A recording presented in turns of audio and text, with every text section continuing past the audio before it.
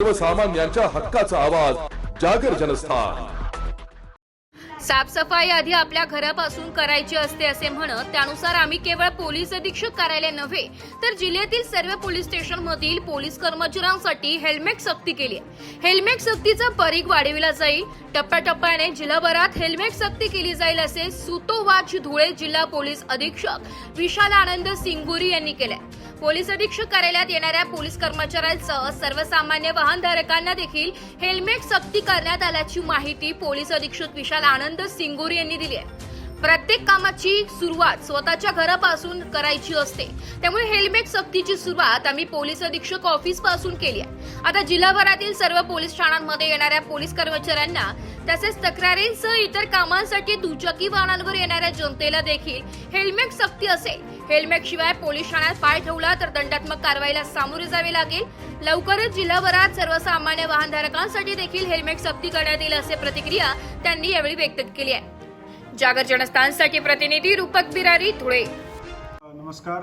धुळे जिल्हा वाहतूक जी यंत्रणा आहे आमची, त्यांना मी निर्देश दिलेली आहे की आमचे जिल्ह्याचे जितके पोलीस ऑफिसर्स आहे, म्हणजे SP ऑफिस असो की पोलीस स्टेशन असो, तिथे येणार आमचे स्वतःचे पोलीसचे अधिकारी किंवा कर्मचारी किंवा इतर बाहेरून नागरिक, पत्रकार, सगळे बांधव, त्यांच्यावर हेल्मेट वापरायची सक्ती त्यांना बसवा असा मी निर्देश दिलेली आहे। आणि सोबत जे हेल्मेट वापरत नाही त्यांच्यावर पण कायदेशीर कारवाई करा असा आमची निर्देश आहे। तसा आम्ही कारवाई सुरू केलेली आहे। तर नागरिकांना मी विनंती करतो की जे काही फक्त पोलिसांचे जे ऑफिस आहे तिथे, फक्त तिथे नाही पण जिथे तुम्ही टू व्हीलर वापरून जात आहे, टू व्हीलर वापरताना तुम्ही काइंडली हेल्मेटचा वापर करा।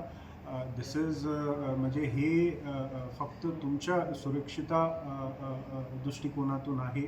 आमच्या असं काही हे नाही की ते कायद्याची अंमलबजावणी करून सक्तताने हेल्मेटचा वापर करून ते जे वसुली, म्हणजे हेल्मेट ची जे फाईन आहे ते वसूल करून ते शासनाच्या निधीमध्ये जमा करायची आमची प्राथमिक उद्देश तसा नाही।